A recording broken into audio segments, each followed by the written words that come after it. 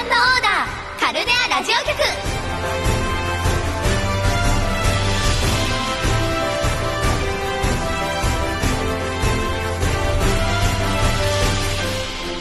皆さんこんばんは、高橋理恵です。田中みなみです。この番組は現在配信中のスマートフォン向けゲームフェイトグランドオーダーの最新情報はもちろん、私たち2人がゲームの楽しさ面白さをその身を捧げて探索し、皆さんに伝えていくラジオ番組です。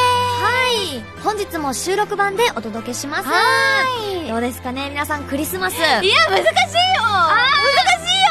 よ。いや、やっぱりちょっとね、いろいろ編成とかが結構考えちゃいますよね。考えるし、何も考えないでいくと普通に AP を無駄にする。確かに負ける。ちょっとAP 少なめではありますけどね、ストーリーの進めるときは。とはいえ何回もやっぱ挑戦して何回も負けると普通にへこむ。そうですよね。周回もしたいですしね。したい。さっさと周回に行きたいのに、なんかさっさといけないこのマスターとしての能力の低さが悔しい。いやでもいけますって。いけます。大丈夫です、大丈夫です。フレンドさんの力を借りつつ、大事な一枠のフレンドさんありがとうございます。本当に頑張ろう。クリスマス楽しみましょう。そして今日はゲストさんが来てくれておりますので、ゆっくりお話もしていきたいと思います。そして今日は収録版なので生メールは募集しておりません。ですがメールはいつでも受け付けていますので、どんどん送ってきてください。たくさんのメールお待ちしております。メールアドレスは fgo@joqr.net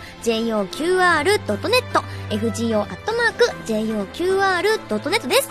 メールを読まれた方にはこちらの番組ノベルティをプレゼントします。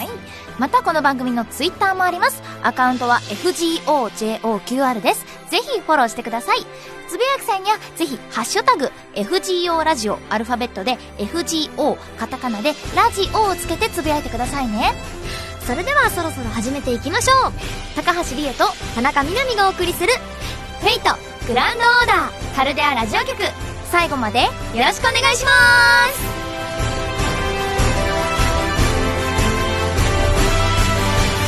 この番組はフェイトグランドオーダーの提供でお送りします。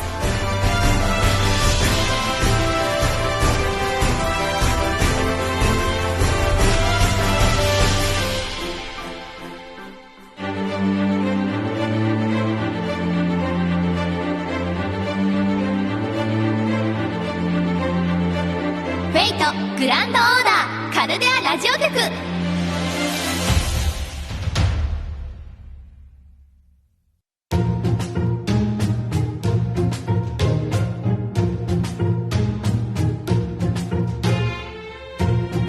ここからはこの方も一緒にお届けしましょう。どうぞ。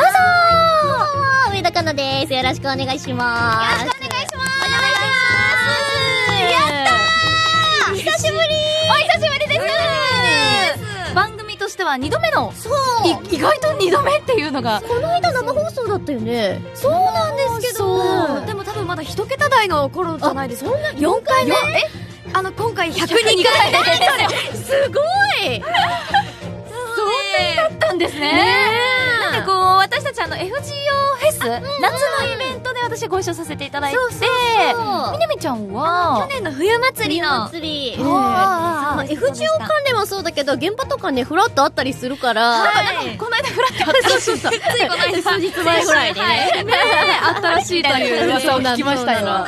素晴らしい。来週よろしくお願いします。お願いしますって言って、私一瞬俺ってなんだっけって言って、ラジオって後で思ってそうだったんですね。なんか私もその現場では最近会えてないんですけど、よくツイッターとかでイベントの交換期限ギリギリにいつもつぶやいてくださるから、私それで思い出して、イベント交換忘れてたってよく。私もうだいぶ失敗してるから、もうこれは同じ苦しみを味わわせまいと思っていつもつぶやくようにしてます。ありがたい。本当に助けられてて、リンと同じようですねって言ってたり、あなたも星用の交換の時。そうなの、今回はちゃんと交換した。よかった。エジソンにしたよ。エジソンいいですね。エジソン確かに私も周りも結構交換してる方多かったです。やっぱストーリーガチャでね出るキャラクター交換した方がいい気がしちゃって。そうですね。確かに。その私はニートちゃんを。ニートちゃん、重ねたの？もともと出なくて、珍しい。こんなに一緒にやってるのに、触媒が足りなかったのか。慣れなかったみたいで。いや、嬉しいです。ミトクレスすごい交換してたよ。この間の冬祭りでランキングを発表したりしたの。聞きました。すごい嬉しかったです。田中みな実が結構上位に食い込んでたという。マルキューレも。そうなんですよね。食い込んで星4で。そうなんです。嬉しかった。どうでした冬祭りの方のいやー、すごかった。去年の冬祭りもね、ご一緒してすごい楽しかったんだけど、今年はテーマがサーカスじゃない？だからイベントホールにサーカスのテントみたいなそれがそのまま立ってて、で、もう雰囲気がすごいの。なんか、他の会場わかんないけど、北海道会場は、照明にフォー君が、ぴょーんって飛び越えてたりとか、ボールの上に乗ってたりとか、ボールを追っかけてたりとかする照明が、ピュピャーってなってたりとか、あとサーカスにいそうな団長みたいな人がいたりとか、すごい。ちゃんと仮装と言いますか。仮装じゃなくてスタッフさんがね、そういう格好してるの。じゃあ本当にもうサーカスの人たちみたいな。本当にそう。で、マスターさんたちが、来てくれる方たちが三角帽被ってて、赤と青と緑の、ほんとサーカスに来てるみたい。わー。なんか鶴岡さんとも一緒に帽子被ってましたよね。すごい可愛らしい。あとスライダーよ、イヴァンさんの。あれ、結構人気でした？いや、すごい。何分待ちだっけ？何十分待ちだよね。何百だよね。60分待ちだった。アトラクションそうそう。1時間も ?1 時間待ち。すごい。めっちゃ大きいよ。びっくりする。すごい。そうよりも大きいんだろうな。そうよりも大きいのよ。だから女性の方滑りたいよって人はスカートじゃない方がいいかも。なるほど。ズボンで。そう、ズボンで。確かに。そうすると心置きなく、フィャーって言ってる。でも結構速度出そうですもんね。結構出るね。ちょっと私たちも行くときにはね。そうですね。私も大阪、熊本。ちょっとね、ズボンちょっと持っていかないと。持ってってね。絶対持ってきます。あれでもいいよ。テニスの下に履くやつみたいな。見せるやつ。見せるみたいなやつね。見せに行かなくてもいいけどさ。見せないやつ。ズボンを絶対に履いてるやつ。でもそんな FGO のその冬祭りがね先日あったりとか、あとはちょっとかなさん関連で振り返ると、ローさんのコラボ。そう。イシタルとエリシキガルの。そうなんですよ。やらせていただきました。クリアファイルとか、あと店内放送がね、イシタルとエリシキガルでやらせていただいて。どうでしたお二人としての掛け合いと言いますか。でも掛け合いはそんなやってなくて、それぞれに分かれてやったんだけど、ちょっと恥ずかしいね。自分の声がさ、上から流れてるから、それも私行った時にもうクリアファイルなかったの。イシタルエリシキガルの。とにかく大人気でしたね。私も行きましたけど。で、なくて、どうしよう。とりあえず、クリアファイルはないけど、放送だけ2週聞きたいから、ちょっとうろうろしたりとかしながら、やってた。コンプと言いますか、じゃあ聞けたんですか？そう、聞いた。あと、FGO 味食べたよ。唐揚げくん。フライドガーリックオニオン味。で、唐揚げくんのさ、裏見た？見ました。サーマンとかさ、何種類かあるんだけど、ちゃんとエリシュだったの。すごいと思って。職場聞いてきたやっぱあるんですね。そうなの。シリアルコードとか欲しかったな。サーバントあげますみたいな。せっかくエリシュだったから。欲しい。それはもう、殺到しますね。唐揚げも食べられて、サーバントまで。美味しすぎる。でも本当ローソン大人気で、私も、いろいろ仕事の合間とかにコンビニよく行くじゃないですか。もう入った瞬間にエレちゃんが流れてきて、すごい嬉しかった。でも時間帯とか見ましたもん。なるほど、この時間帯にこれが流れるんだな。何分だったな、みたいな。もう一回聞こうっつって。タイミングが結構ね、測って、多分みんなもね、結構多分うろうろしてる人は多分みんな、怪しいスピーカーの下の人とか、スピーカーの下行きましたもん、私も。私、ローソンあるたびにやっぱ回ったもん。どっかにクリアファイルないかなって。そうですよね、確かに。いや、私結局なんですけど、こんなにローソンの話しといて、私めちゃくちゃ恥ずかしがり屋みたいで、結局、唐揚げくんを頼むときに、すだちくださいって。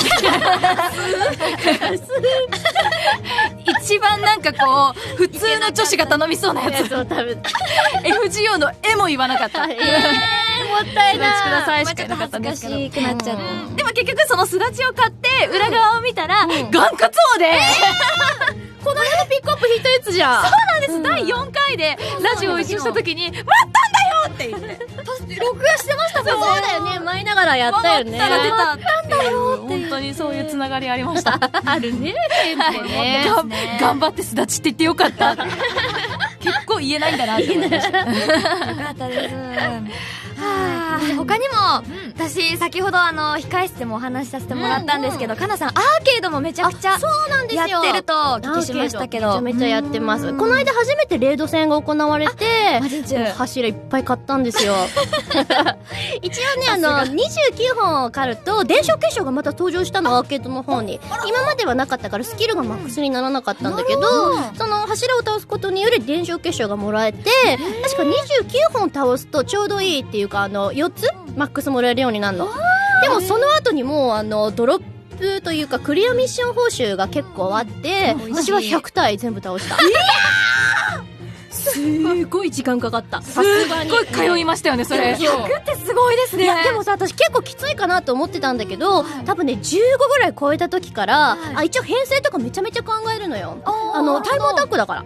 そうなんですね。で、タイムアタックで1分、1分が1分以下っていうのがS クラスっていう、評価がもらえるんだけど、その評価によってドロップが変わるから、もうどうやって1分切るかっていうのを最初の、編成を15回分ぐらい考えて、で、大体固まってきて、だいたい20、30ぐらいの時までに概念冷凍との組み合わせとか、この攻撃は食らっていい、食らっちゃいけないっていうのをやって、でだいたい30超えたぐらいから、あとは運と。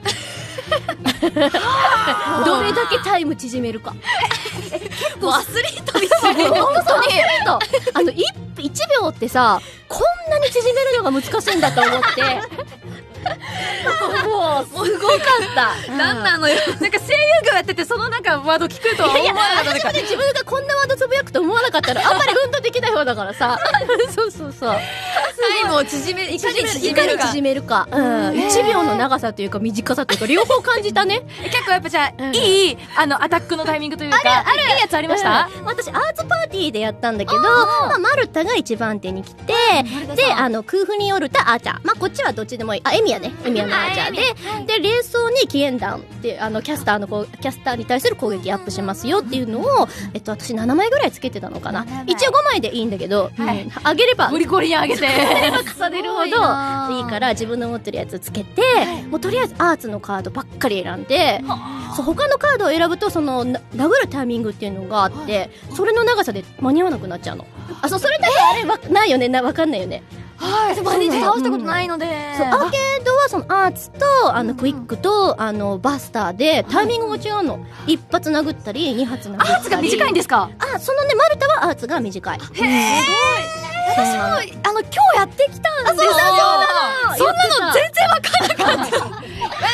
アタックみたいな感じで。なんか全然、なんか FGO やってる感覚としては、もうバスターみたいな。そうなの。気持ちしちゃいますけど。逆にアーケードはバスター打つと隙が大きいから、バスターは基本打たない。相手が絶対こっち向いてない時とか、スタン入ってたりしないとアーツは打たないから。すごい。奥が深い。そうなの、奥が深すぎて、対人戦やればやるほど読み合いになってくるから、相手のクイックの間には攻撃挟めないし、アーツとクリティカルアタックの間に他の攻撃で割り込むとかができるから、すごい。選手だ。選手。上級者の戦いですね。嬉しい、でも。うわすごい。アーケードって聞いて、そんなに奥が深いとまでは思わなかったので、思い描いてなかったから、深すぎて、沼ですね、これは。いや、でも驚きです。やっぱ画面もすごい綺麗でした。綺麗だね。見たんでしょ ?360 度。めっちゃマルタさんめっちゃ可愛くって。そうなの。見てくれるんですよ。あれすごいですね。すごい。見てくれるっていうのはなんか目線をこうやって変えれると、ちょっと目線がこっち行ったりとか、自分をちょっとちらっと。私を中心に見てくれる。私、あなたね。そうだね。私をマスター中心に見てくれるから。よかった。もう、やっぱぜひね、まだやったことない、もうレイさんもぜひ。やっても、ジルドレやってほしいな、見てほしいな。ジル超可愛い。可愛いし、気持ち悪いし、うざい。いや、うざ可愛い。でも可愛い。全部褒め言葉。大好きです。主張激しいからさ、画面いっぱいジルドレになるから。キャスターの方ね。召喚した瞬間になんか、ドドンって出てきてよ。多いなーって思って。いいですね。結構遊び心があったりして、マルタさんもなんか、バトルフィニッシュした後、ちょっとガッツポーズするんですよ。それがすごいなんか、おしとやかに生きながらも、ガッみたいな。このモーションとかがすごかったです。やっぱらしいんですね、結構そういう。出ちゃってるよ、マルタさんみたいな感じ。かわいいみたいな。へー。すごいめちゃくちゃな熱量でちょっとアーケードの話聞いて、すごい喋っちゃった。大先輩からいっぱい教えてもらった。あ、なるほど。さっきなんかあるんですね。手札って言うんですかね。カードでカード手札っちゃってデッキだからまあそうだね。デッキをちょっと見させてもらったらめちゃくちゃ光り輝いてて、そうなの。フェイタルっていうカードがあってちょっとステータスが上がるのよ。めっちゃかっこよかった。さすがです。そうなの。コレクター魂くすぐるよね。いや、かっこいいな。ちょっと私も頑張りたいと思います。みなみちゃんも始めたっていうのもあるし、なんかこの話題にもついていきたいっていう思いもあって、なんかちょっとね、今日のリスナーさんで結構増えたんじゃないでしょうか。嬉しい。見てくれたら。ね、1日まで。そうなの。りえさん大好きだから。せっかくなのでちょっと12月中というか1月1日までにやりに行きたいななんて思ってます。ありがとうございます。一緒に。ね、行きましょう。嬉しい。じゃあちょっといろいろ触れていきましたけど、FGO 内のお話に戻るとしますと、クリスマスの復刻。そうそうそう。エレちゃんがまたまた大活躍と言いますか。そうなんだよ。なんかね、去年までは実はレベルが足りなくて参加できなかったんですよって人が結構多くって、で今年は去年無理だった分すごい1年待ってましたっていうリプライとかたくさんもらいました。うん。素敵。そう、私は宝具3だったの、エレシュが。で、今回一応私この辺出ないなと思いながらやっちゃってるからまあ出ると思うと悲しくなっちゃうからさそうですよね。あんま期待しちゃうともう期待せずに無欲で予備譜回してたらいつの間にかいていつの間にかいてそんなことってあるんですか。だからちゃんと取っとけばよかったと思って4になった。やっと。よかった。すごい。こうやっぱ私の周りでもエレシキガル待ってたって人がすごいたくさんいらっしゃってね、たくさんゲットできた方もね、いたんじゃないかなって思うんですけど、いやーでも現在メインストーリーの方は第2部第3章までやってますけど、どうですか調子の方は。3章やった。またうるさいキャラ出てきたね。うるさいキャラあれですかね。大間ちゃん的なやつ。いい賑やかさを。そうそう。大間さん、私はあの子すごい好き。テンションがいいですよね。テンションすごい。結構私の中で馴染み深いセリフとか言ったりしてて、多分往年そのフェイトファンからするとすごい嬉しいセリフとか言ったりしてるんですよ、その馬ちゃんが。みたいなやつなんですね。そうそうそう。あの辺とかもスクショしたね。これ嬉しいとか言って。結構またいい顔で言うんですよね。いい顔で言うの。いいドヤ顔というか。ドヤ顔で。馬顔、ドヤ馬。馬なんだけどドヤってる感じに見えるよね。わかります。なんか姿勢も常にこういう感じがなんかいい感じですよね。不思議なの、フルボイスじゃないのに全然声で聞こえてくると思ってさ。します。確かに。変換余裕って感じ。シーンは良かったですね。すごい。みんな良かった。みんな良かった、確かに。みんな良かった。そっちの方はお迎えとかどうでした？お馬ちゃんたち？お馬ちゃんたちの方は。私実は弾かなかったの。そうですね。そうなので、それこそ予備風だけ弾いたのかな。で、誰も来なくって、ふーってなってた。お疲れ様でした。いつかしてくれますもんね。そう、それこそ冬祭りの前日かな、夜中にどうしても弾きたくなっちゃって。たまにあればそういう弾きたいね。で、ここは北海道、シトナイワンチャンとかまで、シトナイピックアップしてないなって思い直してたら、やっぱ弾きたくなって、ちょってましたけど、持っている石でダメだったね。北海道の力も。北海道の力も、連絡もちょっと、できなかったか。でもクリスマスは逆に良かった。そうですか？そうなの。クリスマスの話もする？じゃあその時にしよう。そっか。じゃあ、あとね。後でにしますか？後でしましょう。そうですね。じゃあそんな感じでちょっとね。楽しかった。はい、今日はですね、ゲストに上田香奈さんをお迎えしてお送りしていますが、この後も一緒にお付き合いいただきます。はい、香奈さんよろしくお願いします。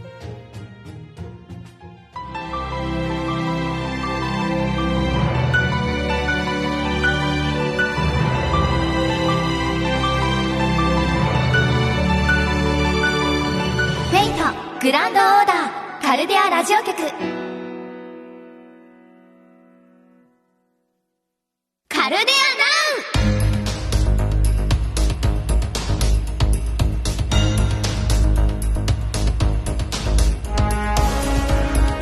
ウ。FGO のゲーム内最新情報をお伝えするこちらのコーナー。今日お伝えする情報はこちら。期間限定イベントクリスマス2018ホーリーサンバナイト雪降る遺跡と少女騎士開催中。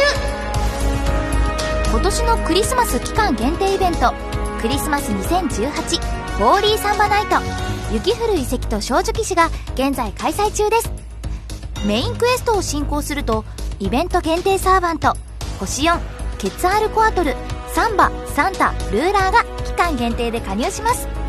さらにメインクエストを進め星4ケツアールコアトルサンバサンタルーラーを正式加入させましょう。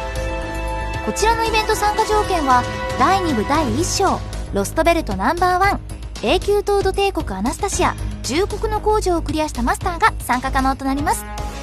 開催期間は12月25日12時59分までとなります。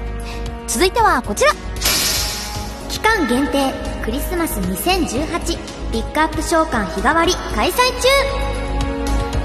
今回の期間限定イベントで活躍する新サーバント星5ブラダマンテを含む星5ケツアールコアトルライダー星4のマルタライダーマルタルーラーを日替わりでピックアップいたします。こちらの開催期間は12月25日12時59分までとなります。ということで、今日は2つのトピックスをご紹介しました。改めてクリスマスイベントを開催中です。いやーサンバですね。超楽しい。超楽ししいですよね。楽しい。今のクリスマスイベントは。派手だね。ケタルちゃんがとにかく。確かに。楽しそう。楽しそうだなって思いながらやってますね。カシャカシャカシャカシャと。なんか、絵面がすごいずっと明るいですよね。もうにぎやかな。チャチャチャチャチャーみたいな感じで。なんか色味もみんなちょっと明るいからさ、今回。確かに鮮やかな。鮮やか。感じで。どうですかブラダマンテちゃんは、どうですかゲット。してません。でも、私今年一番、ピックアップされてる召喚をこの間やりました。それこそ実装の初日にガチャ引いたんですよ、とりあえず。で、引いたら、何回か引いたんだけど、30連ぐらいしたのかなで、最後の10連が、マルタ、ルーラーと、ライダー両方来て、で、あと半分以上、限定レースをイベントレースをで。だから、こんなピックアップされてるガチャ久しぶりと思って。確かに久しぶりにさせて、タレみたいな。タレ。で、なぜ今タレどうしよう、つぶやこうかなと思ったけど、もしかしてまだつぶやいてない人、いろいろあれかもしれないと思って、ちょっと待ってたんだよね。そうだったんですね。そんなことがあるんですね。そうなのよ。めちゃくちゃ美味しい、それは。よかったね、あれは。いやー、うまうまですね。うまうま。もう私も今回、ブラダマンテちゃんすごい可愛くって、欲しくって、ゲットしたんですけど、道のりがすごい長かったです。そうなんだ。なんか初日から冷蔵がめちゃくちゃとつってあって。ありがたいね。なんかいろんなクラス見てもかなりとつってあって。そうなんです。結構したんだなみたいな。いやー、もうほんと。やった金で回ったマルタさん。金で回ったルーラーみたいな。結構マルタさんが5人ぐらい、合わせて10人ぐらい来てくれて、マルタさん。もう素敵に宝具5になりました、ルーラーの方が。でもブラちゃんの方は無事に。はい、よかったね。お一人様。お一人いけたらもうお一人様でありがとうって感じで育てております。でもかかったね、結構。一人来るまでに。そうです。やっぱ私星5が欲しい時に星4ばっかり来て、星4が欲しい時星5がいっぱい来る。欲が出んだよ。そういうことか。そういうことみたいです。無欲で引きましょう。まあじゃあそんなね、サーバントたちはちょっと揃ったっていうところで、はい、今回はね、イベント用のレースをこう一緒に見ていきたいなと思っております。はい、ではお願いします。はい、まず星さんの方から、バーニングライブシートでございます。これ逆にすごい困ったの。なるほど。フレポガチャで出るじゃない？出ますね。で、大体フレポガチャって、たくさん持ってるから、ポイント。めちゃめちゃ回すんだけど、イベントのために。今回出なくて、とつれなかったのよ、最初の1週間ぐらい。そうだったんですね。私今回めちゃくちゃ数えて。いいなぁ。数えてというか、何週やったら出るかっていうのを、数えたんだ。統計取って。結構ガチってますね。ガチってる。15回ぐらい回して、ダメだったら15回というか、10連15回です。150連。して出なかったら1回やめた方がいいです。そうなんだ。なんとなく、私は13、13、15、20みたいな感じで。出てたんだ。出たので、目安としては。ちゃんと統計取ってるの。ちょっと私のその15を目安にしてみます。そうなんだ。はい。私その30連のあっちの方、レジェンドじゃ、なんつうんだろう。普通ピックアップガチャの方か。ピックアッップの方で出た3枚で終わっちゃって、フレポからは1枚も出なかったの。そういうこともあるんですね。ね、なかなかエイリークさんが冷蔵になることも珍しいなって思いましたし。裏でちゃっかり解説いるよね。そうなんです。かわいい。すごいかわいい。ちゃんと収まってる。収まってる。ぽい、解説っぽい。そうですね。はい、じゃあ続きまして、こちらです。かわいい。おめでとうございます。ありがとうございます。リグザベルです。星4です。ワルキューレたち可愛すぎですかわいいね。天使。超幸せ。これ普段どの子にしてるの？やっぱり右上の子ですね。やっぱり、この子だけ最終サイリンの絵にはせずに、ワルキューレだけは、ちょっとやっぱり、ねしちゃいます。してます。ねはい、最高です。はあ、かわいい。はい、じゃあ続きまして、こちらです。星はーい。5。シュビブ6の、アナスタシア。ねえ。冬って感じだよね、アナスタシアとか特に。ぴったり、ほんとクリスマスにぴったりって感じですよね。めちゃくちゃ可愛い。似合いますね。このジャケットが。そうなの、普段ドレッシーだから、ちょっとこういうね、カジュアルなの羽織ってると、また雰囲気変わっていいね本。当に可愛いです。なんかこう、すごいジャケットが大きくて、これ誰のジャケットなんだろうって、ちょっといろいろ私は、本当にアナスタシアのジャケットみたいな。あいつ以外のジャケット着ていいわけ？そうですね。ありがとうございます。そして、ラスト。はーい。丸田さん大活躍の。大活躍。ですね。ほんとかっこいい。このレースがやっぱりドロップすると嬉しい。めっちゃ嬉しい。待ってた嬉しい。まだ1枚しかドロップしてないや。私まだ1枚もしてないんだけど。私もです、まだ落ちない。ドロップするだけで嬉しそう。いやそれ。もうドロップしないとね、やっぱりちょっと厳しいですからね。今回でもカナさんフレポも出ないし、そうなの。ピックアップはね、いい感じだったんですけど。ピックアップのね、レース結構揃ったんだけどね。やっぱりちょっと周回をしていって。これね、最後の方で結構重要というか。重要だね。やっぱりね、ボックスを回す上で、このレースは大事。アイテム交換した後にね、もう一生これをね、はい。復刻を待つ。貼らないといけないですからね。貼らないといけない。いやはい、ありがとうございます。はということで、その他ゲームの最新情報は、ゲーム内のお知らせや公式ツイッターをチェックしてみてください。以上、カルデアナウでした。これは、人の未来を取り戻す、遥かな旅路。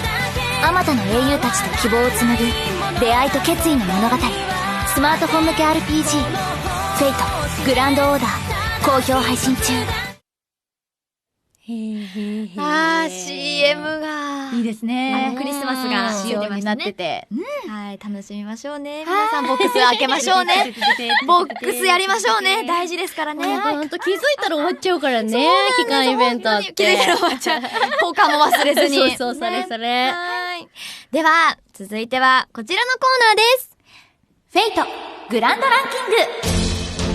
はい、このコーナーでは FGO のゲーム内の様々なランキングを私たちやリスナーさんで勝手に作っていこうという、そんなランキングコーナーとなっております。そして今日はこのコーナーの特別編、もう年末ということで、こんなランキングをお届けします。上田香奈さんの 2018FGO ランキング。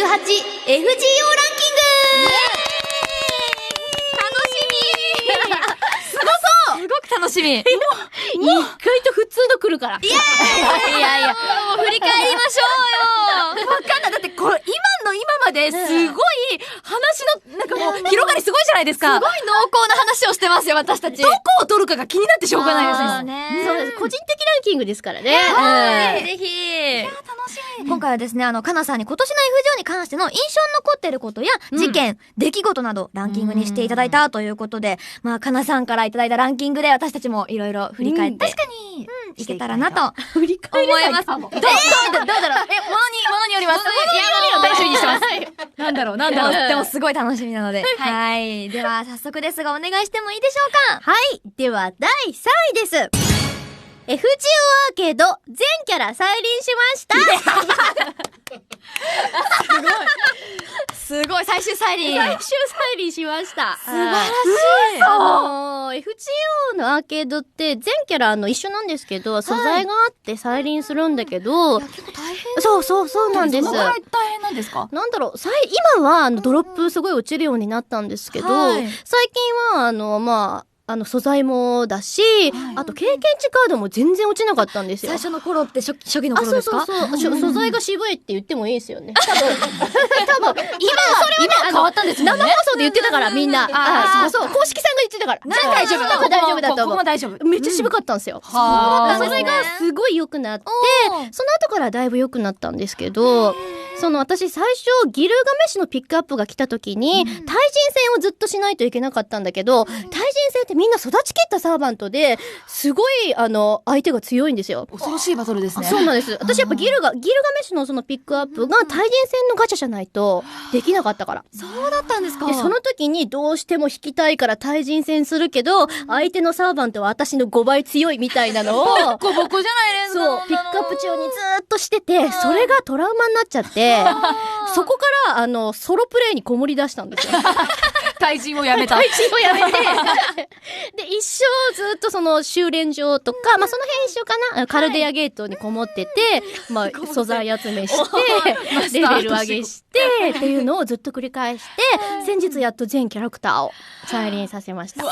もう対人も怖くない。もう怖くない。でもね、スキルまだなんで、でもスキルやろうと思ったらあと2、3ヶ月かかりそう。こもる。カルデアゲート。はいそうなんですよ。これが第3位ということで。これ第3位です。はい。じゃあ第2位ですかね。はい。お願いします。では第2位です。FGO ナイトフェスすごかったこれは多分いける。あれいらっしゃってない。いけないじゃん。唯一喋れるネタかと思ったのに。確かに。聞かせてください。いなかったわ。行った気分になりたい。思い出を聞かせてください。FGO のお昼間のイベントっていうのは今まで何度かあったんですけど、ありましたね。ナイトフェスってまた雰囲気が違って、どんな雰囲気でした？なんかね、舞台がバーっと並んでるじゃない？とにかく広かったですね。そう、広いし、あとお客さんたちがみんなね、レストバンドして、で、なんて言うんだろう。それぞれがみんな同じものを見て、同じ瞬間に同じことを、共有している感じっていうのが、めちゃめちゃ良かったっす。そう。あと普段ここで聴いてる曲とか、が生でババッと来るっていうんですか？そうなんです。アーティストの方、こんなに曲聴いてんのにさ、お会いするのとか見るのって初めての方たくさんいらっしゃったから、そう、いや、ちょっと感動した。生でやっぱ生まれてくんですもんね。もう生まれてくるし、みんな一曲しか歌わなかったりするんだよ。それこそね、ソロでね、すごいでっかい会場でライブしてるような人たちが一曲歌いに来るわけ。なんて贅沢なんだろうと思って。そう、またなんか、私たち、キャスト陣、結構いいとこで見せてもらって。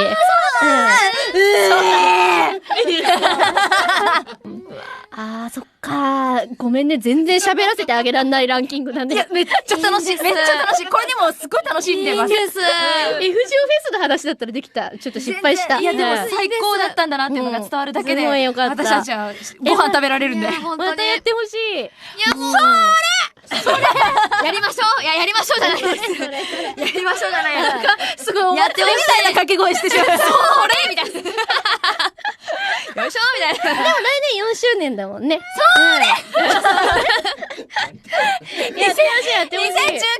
年、FGO ナイトフェスやってほしいです。やってほしい。ぜひとも。多分ね、私たちみたいに行けなかったっていう方もね、きっとマスターたくさんいらっしゃいますから、やってほしいです。じゃあそんな第2位というところで。ありがとうございます。じゃあ、堂々の第1位を。はい、発表しましょう。第1位は、配布サーバントレアプリになるって本当？カナさんがずっと言っててくれて、すごい嬉しかった。言ってましたね。ずーっと言ってたんですけど、イベントとかで、とうとうね、レアプリになるらしいですね。もう、カナさんです。これは。私も覚えてます。広島の時におっしゃってましたもん。いや、もう、それが叶った。嬉しい。すごい。素晴らしい。やっぱ大きなステージで言い続ける回ってあるんだなって。私今年あれ言ったよ。フレポ100連にしてくれって。この間の北海道会場で。これあります。これいい。これ次の目標ですね。ピックアップを100連にすると、いろいろ視聴きたしちゃいけないと思うから、フレポとボックスガチャは100連にしてもいい気がするんですよ。100連ありがたい。い。めっ欲しいちゃありがたい。まあちょっとね、負荷の問題とかいろいろあるだろうから、まあ実現しないかもしれないけど、まあ夢ですね。確かにやってほしいですね。希望としてはね、今回のイベントレースをゲットするためにも結構ね、大変。そうなの。今回私はフレポで爆死してるから。本当ですね。フレポで爆死。あまり聞かない言葉ですけど。そうなの。でも、わかります、すごい。あ、でもレアプレは嬉しいな。嬉しいです。私全部残ってたの。5個、10個。でもあれはレアプレにならないじゃん？そうですね。だからもう心を鬼にして、これはもう今までありがとうって言って、この間とうとうずっと持ってたやつを還元しました。さよなら。さよなら。うちのカルデアを守ってくれたありがとう。うちのカルディアね、守ってくれて。みんな6体ずつ一緒ビャーっていたからね。もう十分育ちきってる方がね。育ちきってる方がいますから。わかります、わかります。いや、本当私も嬉しかったです。私の中の大事件だった、あれ。本当ですね。2018年忘れないですよね。忘れられない。きっと会議で上田かなさんがおっしゃっていたみたいな、言ったんじゃないかなとかいろいろ言い出したんでしょう考ね。えちゃいますよね。嬉しい。素晴らしい。ちゃんと意見を伝えるっていうのはいいね。いや、そうですね。すごいアンケートとかも取ってますしね、取ってる藤尾も。こんなに具体的な意見を持ってる方っていうのも珍しいんじゃないかなっていういや、ぐらいでもみんな思ってたと思うよ。でもそう、代弁してくれたっていうのが。言うっていうのはね、でかい具体的に。そう、みんなの舞台の上で考えますって言ってもらうことが結構意味がある気がしてきた。おー、すごい。重い言葉が。確かに考えますって言ったんですもんね。考えますって言ってた。言って考えた結果がこれ。なんか、社に持ち帰れますとか考えますとか多分毎回言ってるよね。本当に持ち帰ってくれるんだ。本当に持ち帰ってくれるから、どうしてもっていうことあれば、はいきっと言った方がいいですね、大阪で。考えます。はい。確かに、ステージ上で言っていこう。言っていこう。そうですから言っていこう。考えますをもらうだけ。ありがとうございます。ということで、かなさんの第3位から第1位を紹介させていただいてありがとうございました。はい。こんな感じでね、皆さんからのね、熱量もね、引き続き募集しておりますので、皆さんもいろんなランキング探して作って送ってきてください。以上、フェイトグランドランキングのコーナーでした。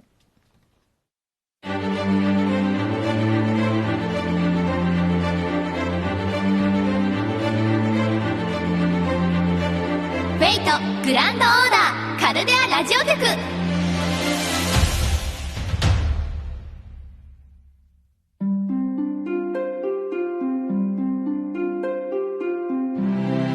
ここでカルデアラジオ局からのお知らせです。まずは関連作品情報です。エミヤさんちの今日のご飯第12話はアベマ TV やその他の配信サイトにて配信中です。いよいよ次回が最終回ということで1月1日にアベマ TV にて配信予定です。エミヤさんちの今日のご飯大好きなんですけど。私も大好き。お腹減るよね。お腹減る。どのご飯が好きとかありました？私ハンバーグかな、やっぱり。実際に作ってもすごく美味しかったから。作られたんですね。素敵。今夜はハンバーグにしようか。今夜はハンバーグ。そして劇場版フェイトステイナイトヘブンズフィール第2章ロストバタフライ情報です。公開の1月12日まで1ヶ月を切りました。来場者特典の第1週目は竹内隆さん書き下ろしのセイバーオルタ英語イラストボードです。画像もございますので見てみましょう。こちらです。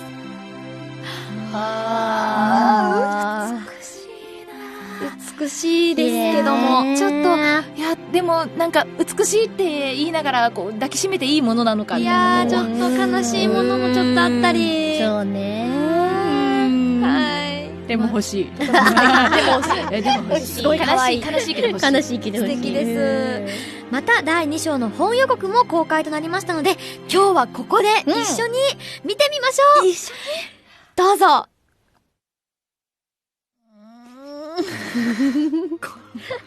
こんなん辛い。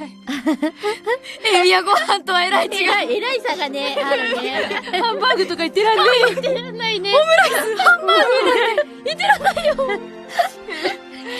いやー。本当にやるんですか？やるの。これ、嘘予告とかじゃないですよね。本当にこれでした？あれ、これ見たよね、一緒に。1本目。はい、一緒にそうなんです。私1本で終わると思ってた。全然終わんないんだけど、みたいなこと言ってて。終わっちゃったみたいな。誰も救われない。解決してないんですけど。3本って言って。ならみたいなことでしたけど。いいやー、2本目も全然解決しなさそうですけど、お話は進みそうですね、いろいろと。めちゃくちゃまがまがしい。リンはどうですか？ね、リン的に言うと、超かっこいいと思う。そうなの。リンは今回とってもね、いいシーンがたくさんあって、なんかこう、PV の中の本予告のセリフの中でも、結構一歩引いて決断を下すみたいな。すごいクールなの、今回のリン。そうなんです。みえさん大正解なんです。すごい正解。すごい正解。すごい。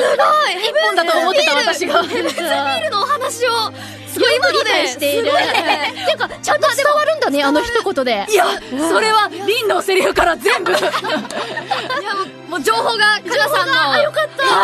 マジですごい。マジですごいわかります。すごすぎる。リンの魔術師としての決意。いつものリンちゃんを考えると、これは、ちょっと違うって思って。そうなんですよ。鳥肌でした。なんかね、すごい見てほしいんだけど、最近プロモーションとか結構やらせてもらうんだけど、こんなに見に来てくださいって言いづらい映画ないのよ。でもいいものなんですよね。いや、超よくて、もう本当頼むから見に来てって思うんだけど、いや、すごいよ、マジやばい映画って、こういう感じでは言えるんだけど、なんか、好きな人と見に来てくださいみたいなとか、まず言えないし、むしろ暇な時、めっちゃその体力と心に余裕がある時にしか来ない方がいいと思ってるぐらい。もう、整えておいでってことです。整えてきた方がいい。いや、一本目もそうだったじゃない？結構ガッと持ってかれるっていうか。終わった後ももぬけの殻みたいでした、そうなんですよ。もうやばいみたいな、もうこの後無理みたいな。じゃあなんかこう、映画見た後、プリクラ撮ってとか、そんなんじゃない。そうだね。なんかマジよかったみたいな、ハートとかつぶやけない感じの、なんかもうどうしたらいいかわかりませんみたいな感じに。やりツイートとか心の整理が。そうなの。つかなくん、でもそれほどもう素晴らしい。だから、心して見に来てくださいって思ってます。そうなんですよ。すっごく楽しみになりました。本当に。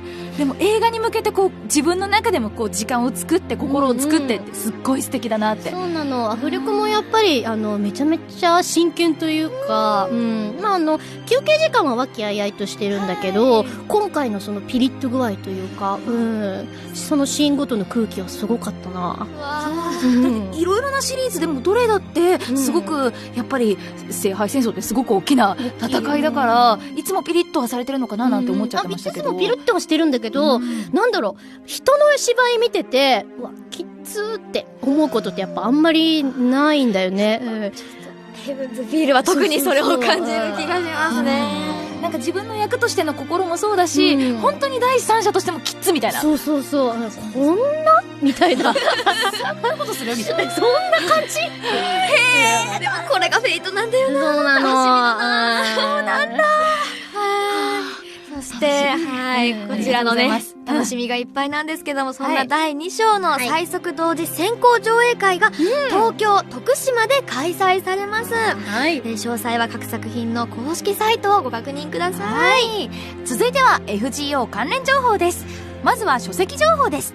FGO ファンブック第2弾のフェイトグランドオーダーカルデアエースボリューム2が12月25日に発売予定です。ということで、こちら書き下ろしイラストで彩られた宝具カルタもついてくるみたいです。ちょっとね、遊びたい。年明けたら遊びたいですよ。カルタいいですね。やりましょう。宝具、我らの宝具はあったりするんでしょうかね。どうなんでしょうね。どうなんでしょう。あったらいいな。なんかあったらすごい読み手やりたい。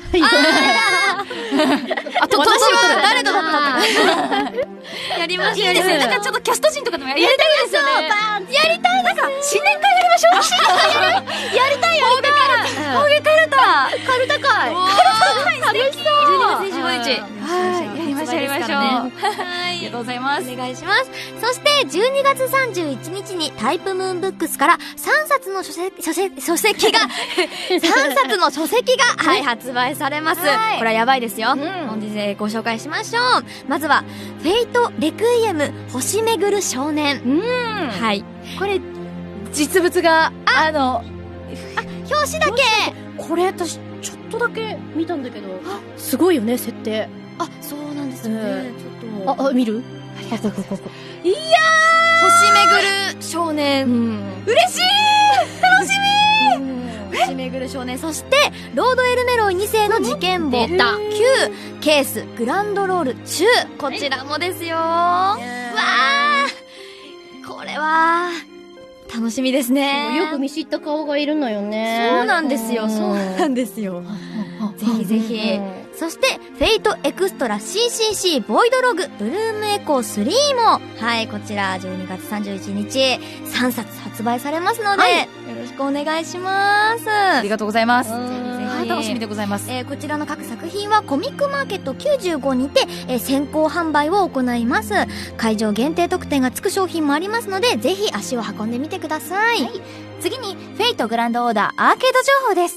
現在、クリスマス限定召喚2018の後半が26日まで開催中です。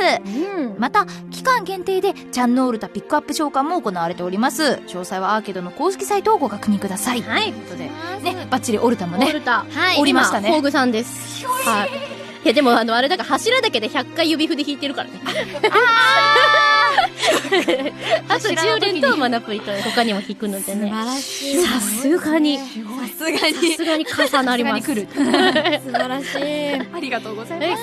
そして FGO を始めたばかりの方を手助けするウェブ番組動画でわかるフェイトグランドオーダーは毎週 FGO 公式サイトにて公開しております。ぜひご覧ください。FGO 冬祭り2018-2019トラベリング大サーカスの情報です。明日22日は宮城会場での開催となります。14時からのゲストトークのステージはニコニコ生放送の配信を行いますので、会場へ行くことが難しい方もこちらでご覧いただけます。正月情報出るかな？出たらいいですね。出ないのかな？わかんないんですよ、このラジオ。このラジオ情報あんま持ってないんですよ。そうなんですよ。何もわからないんですよ。何も知らないんです、本当にわかんい。ないんです。はい、こちらゲストは川澄彩子さんと大久保ルミさんです。また1月19日の大阪会場のチケット応募の受付は24日月曜日までです。ゲストは赤羽健二さん、結城葵さん、そしてラジオ局から特別大使として派遣されるみなみちゃんです。はい、行ってきます。はい。そして冬祭り公式サイトではキャストとスタッフへの質問も引き続き募集中です。詳細は FGO 冬祭りの公式サイトをご確認ください。次に29日から開催されるコミックマーケット95の情報です。まずはアニプレックスブースで発売される FGO の商品情報です。最初はこちらです。フェイトグランドオーダーサーバントから新年のご挨拶付き斉藤直樹さん書き下ろしイラスト使用、ハッピーニューイヤーマスターグッズセットアーサーペンドラゴンプロトタイプバージョン。画像はこちらです。こちらはタペストリーとイラストカードのセットで、なんとですね、イラストカードに記載されている電話番号とシリアルナンバーを入力すると、桜井貴弘さん取り下ろしのボイスが聞ける、新年のお祝い電話が届く。いやーすごいですね。すごい。この時代にこれ電話ってなんかいいっすよね。わかる、ちょっと一昔前って感じだよね。遡る感じは。電話っていうのは。でも自分のね、携帯とかから声が聞こえるということですよね。またあのスピーカーから出てくるのがいいんですよね、耳の。本当に喋ってるみたいだよね。いいですね。そして次はこちらです。フェイトグランドオーダーサーバントから新年のご挨拶付き斉藤直樹さん書き下ろしイラスト使用、ハッピーニューイヤートナカイさんグッズセットジャンヌ・ダルク・オルタ・サンタリリーバージョン。画像もこちらです。こちらもね、先ほどのアーサーと同じ仕様になっております。坂本真綾さんの取り下ろしボイスが聞くことができますね。こちらもぜひぜひお願いします。またこちらの商品はですね、自己受注通販も決定しておりますので、いけないよって方もゲットできるチャンスあります。はい。続いてはディライトワークスブースの情報です。最初はこちら、フェイトグランドオーダーゲームアートブックです。2018年1月から8月までにフェイトグランドオーダー内で開催されたイベントを振り返るアートブックです。楽しみ。本当に面白そうです。次はこちら。フェイトグランドオーダーバトルキャラ風アクリルスタンド全4種。第2部で活躍する主人公男、女、そしてクリプター、カドック、オフェリア、そしてみんな大好きゴルドルフ、バトルキャラ風に書き下ろしたものですということで。バトルキャラ風こうじゃないですか。こういう横で、ゴルドルフさんもやるぞ。やる系？いや出てきてくれて嬉しいですけれども。めっちゃかわいいです。続きまして、フェイトグランドオーダーカルデア温泉旅行タペストリーとクリアファイルです。今回にクリアファイル手元にございます。見てください。エレシュいいんじゃん。はいパジャマなのね。リエさん大変。じゃん。卓球を見つめているこの無垢な少年は誰でしょうか。正解は小切れちゃんでした。以上です。いやー、よかったですね。エレちゃんもいますし。いるいる。超可愛い。顔がいい。キャスもいる。は卓球ね。ロビンもいる。温泉旅行だからこういろいろなシーンになってるんですね。うん卓球とそっちは枕投げ。これはね、すごい枕投げかな。お部屋だね。マニキュア塗ってる、セミ様。女子部屋だ。だ。へえ、これはこっちはお外に行ってますね。温泉街って感じだね。温泉入って瓶を飲んでるんだね。ですね。そしてこっちはお座敷でご飯を。またお鍋食べたりね。鍋食べたり。ちょっとサリエリさんは甘いもの食べてますね。大福大福。べてます甘いものが好きだし。ずっと見てられる。こちらですリレーでね。すねラックさん、スター影帽子さん、テータさん、斉藤ひろきさん4名のフェイトグランドオーダー概念連想作家による書き下ろしイラストです。ということで、そしてですね、最後はフェイトグランドオーダープチサバお楽しみラバーストラップと缶バッジです。可愛くデフォルメされたサーバントたちの書き下ろしとなっております。はい、お願いします。コミックマーケットの情報の最後はタイプムーンブースです。まずはこちら。C95-2019 年プレミアムカレンダーです。画像はこちらです。へー、素敵なイラストですね、マッシュ。これ、カレンダーの表紙ですよね。表紙の見本がこちらですね。これ、もう1年間めくんないわ。もうずっと表紙。ずっと表紙。でも表紙めくった後もずっとポスターとして貼れるぐらい。確かに。超可愛い、綺麗。綺麗なんて幸せな表情を向けてるんでしょう。この瞳の先には必ずマスターがいることでしょう。ほんと可愛いです。フォークキラキラじゃん。キラッキラ。カラフルフォーク。ですね、尻尾がすごい綺麗。綺麗すぎる。お花も綺麗だし。眩しい。めっちゃ可愛い。マッシュちょっとほっぺがちょっと赤いですね。いつもよりピンクなの可愛い。幸せですね、これは。こんな笑顔が見たかった。よかった。よかった。はい、そんな素敵なイラストの2019年のカレンダーが発売です。そして、みんなびっくり、チョロ Q の虚数先行艇シャドーボーダー。画像はこちらです。出るかなシュールなんですけど、結構。シュール。ちょこん。あるんですか、今日。見物見物がありますね。今、かなさんの手元にやってまいりました。ボーダーが。どうですか？チョロ Q サイズだ。かわいい。本当にタイヤいっぱいついてる。いっぱいついてる。あー、すごい。ちょっと走らせる？あ、ぜひぜひぜひ。いけるんですか？行くよ。はい。本当にチョロ Q だ。すごい。テンション上がるこれ。バカとかやらないでください、ちょっと。やばーい。これはいい。楽しい。イエーイ。これ坂道とかやりたいですよね。いいですね。お家のいろんなとこ滑らせたい。逆光流しながらこれやりたい。じゃあじゃあじゃあじゃらじゃらじゃらじゃら。ごめんなさい、マイクにめっちゃスタジオだったの忘れてました。遊んじゃった。楽しい。はい、ぜひぜひ、こちら第2で大活躍のシャドーボーダーがチョロ Q になっておりますので、よろしくお願いします。次に、フェイトグランドオーダープレミアムタペストリーボリューム4です。会場では、ネロクラウディウス、沖田総司、エルキドゥ、ギルガメッシュ、キャスター、山の沖縄を発売いたします。また、フェイトエクステラオリジナルサウンドトラックの先行販売も行われます。会場限定特典はミニ色紙です。画像はこちら。出るかな？かわいい。かわいい。かわいい。アルテラさん、セクシー、かわいい、いい笑顔ですね。こんな微笑むんだ。この微笑みやばいですね。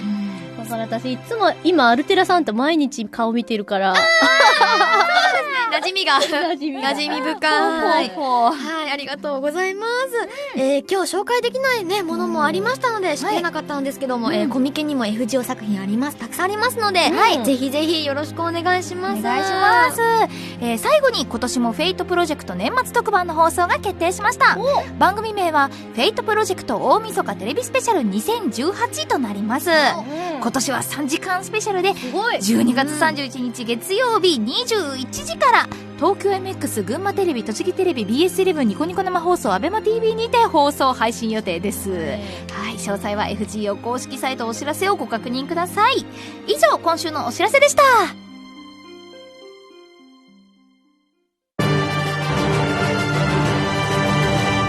フェイトグランドオーダーカルデアラジオ局。この番組はフェイトグランドオーダーの提供でお送りしました。お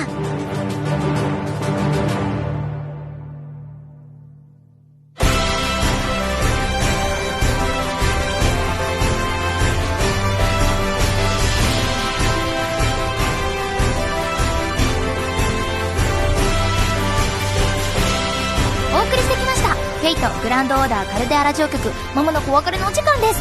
この番組では皆様からのお手紙、メールを募集しています。コーナー宛てから私たちへの質問まで何でも OK です。どんなことでも送ってきてください。おはがきの宛先は郵便番号 105-8000 に文化放送フェイトグランドオーダーカルデアラジオ局それぞれの係までです。メールアドレスは fgo@joqr.net fgo@joqr.net です。コーナーはラジオの公式ページにも掲載されていますのでぜひそちらもチェックしてください。はい、また番組公式ツイッターもあります。アカウントは FGO、JOQR です。はい、放送後の私たちの写真なども掲載しますので、こちらもフォローよろしくお願いします。そして今日の放送のアーカイブ版が次の日曜日にアップされます。こちらもお楽しみください。視聴方法など詳しくは番組ツイッターをご確認ください。そして次回の超 A&G プラス版の放送は12月28日。 A&G プラス版はですね、年内最後の放送になります。メールもお待ちしてます。はい、ということで改めてかなさん、今日もありがとうございました。なんかあっという間に感じましたが、いかがでしたか？あっという間だったけど、すごい喋り倒したなって思っちゃった。めちゃくちゃ喋ってくれてた。嬉しかったです。結構幅広くいきましたよね。なんか喋った気がする。なんか喋り尽くした今年の FGO 私。とはいえね、ちょっとメールもまだたくさんいただいてるみたいだったので、地上波版の方にもちょっとお付き合いいただいて、ぜひぜひはい、メールの方で年納めと言いますか、はい、よろしくお願いします。それではまた次回お会いいたしましょう。ここまでのお相手は高橋理恵と田中みなみとゲストの上田かなでした。バイバーイ。